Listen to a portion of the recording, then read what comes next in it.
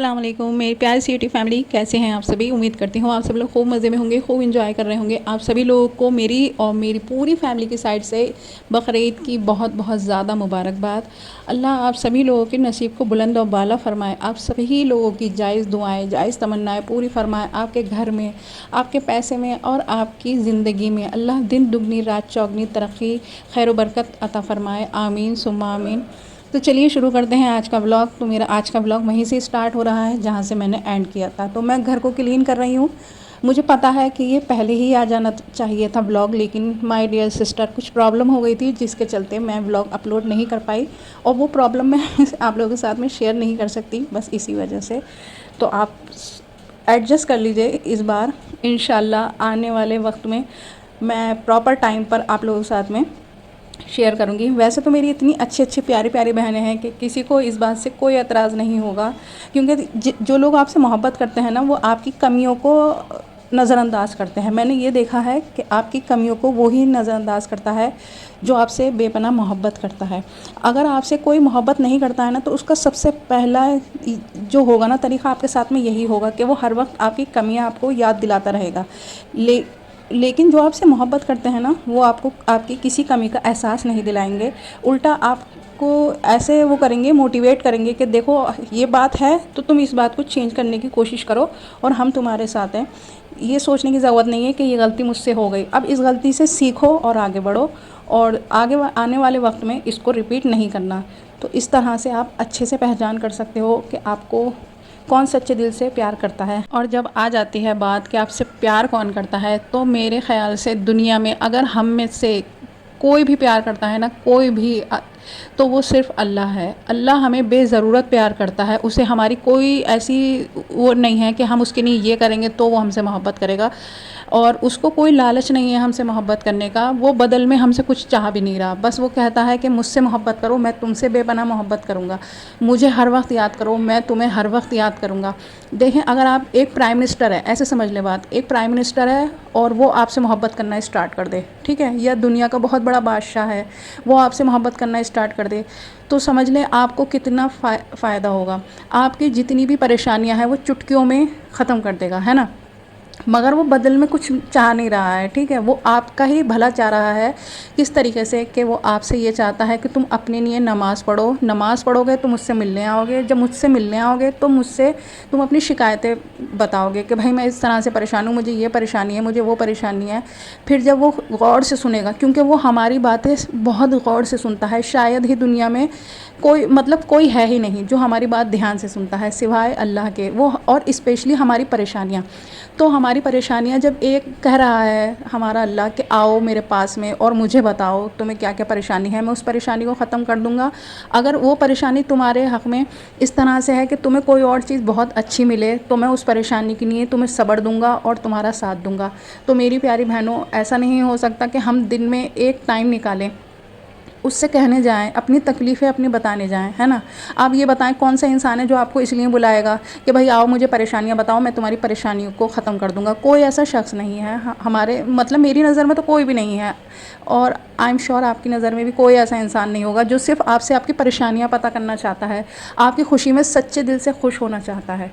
तो मेरी प्यारी बहनों, बहुत सारी मेरी शादीशुदा बहनें हैं जिनकी नमाज़ रह जाती है। जब आप शादी जिस वैसे मैंने बहुत सारी लेडीज़ से सुना है कि जब हमारी शादी नहीं हुई हुई थी तो हम टाइम से नमाज़ अदा करते थे, लेकिन अब क्या हो गया है कि हमारी शादी हो गई है, हमारे ससुराल वाले होते हैं, बच्चे होते हैं, घर का काम होता है, तो हमें टाइम नहीं मिल पाता नमाज़ के लिए, कुरान शरीफ के लिए। तो बताओ हम कैसे पढ़ें नमाज़, कुरान शरीफ कैसे रेगुलर अदा करें। बहुत सारे लोग दिन में 4 नमाज़ें पढ़ लेते हैं, बहुत सारे लोग 3, 2 या 1, और फिर कह देते हैं कि भाई हमें टाइम नहीं मिला, या हमारी नमाज क़ज़ा हो गई, मेरे कपड़े ठीक नहीं थे, मैं ये काम कर रही थी, मैं वो काम कर रही थी।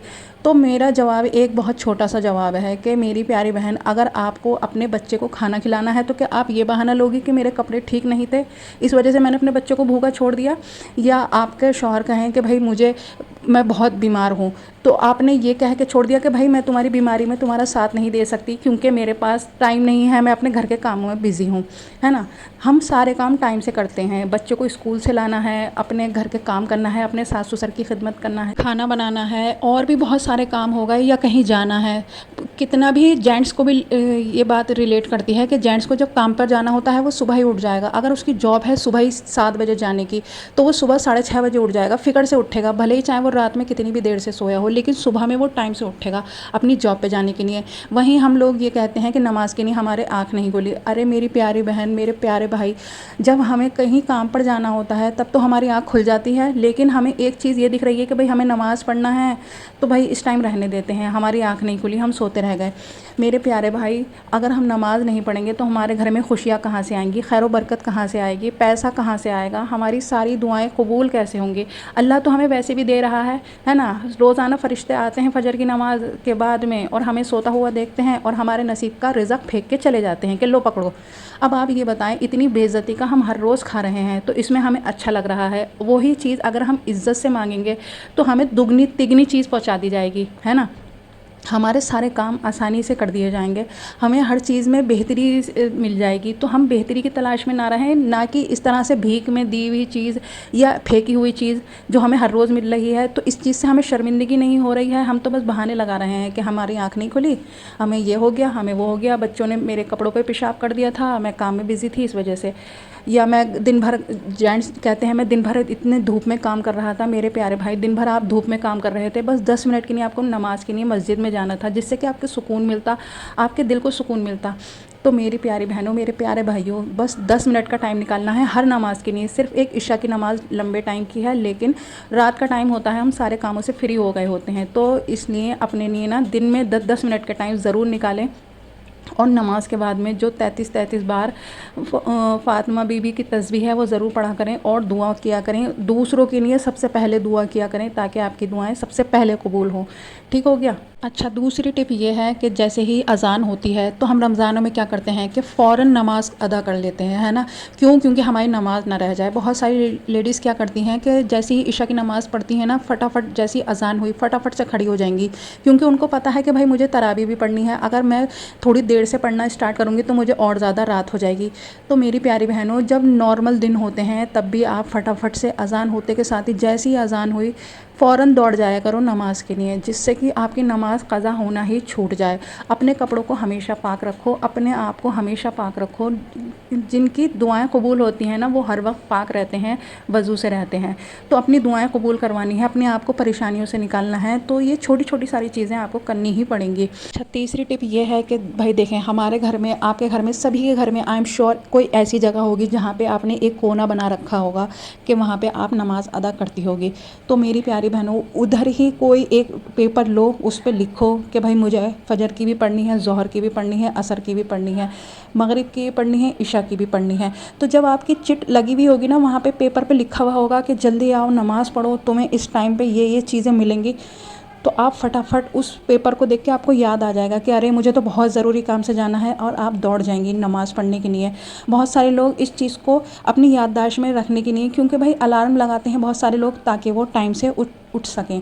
उसी तरह से अगर हम कुछ लिख के लगा देते हैं ना, तो बार बार हमारी नज़र वहीं जाती है, जिससे कि हमें ये याद रहे कि हमें क्या काम करना था। अगर आप लिख के लगा दोगी ना कि भाई मुझे नमाज़ पढ़नी है इस टाइम पे, इस टाइम पे, इस टाइम पे, टाइम भी लिखो उसके साथ में कि फ़जर की इस टाइम पढ़ूँगी, ज़ोहर की, असर की, मगरिब की, इशा की इस टाइम पढ़ूँगी, तो आप देखेंगे आप अपने घर के साथ में जो आप घर का काम करती हैं उसके ही साथ साथ में आप नमाज की भी अदायगी करेंगी इंशाल्लाह। तो बस आपको कोशिश करनी होगी, कोशिश करने वाले की कभी हार नहीं होती है।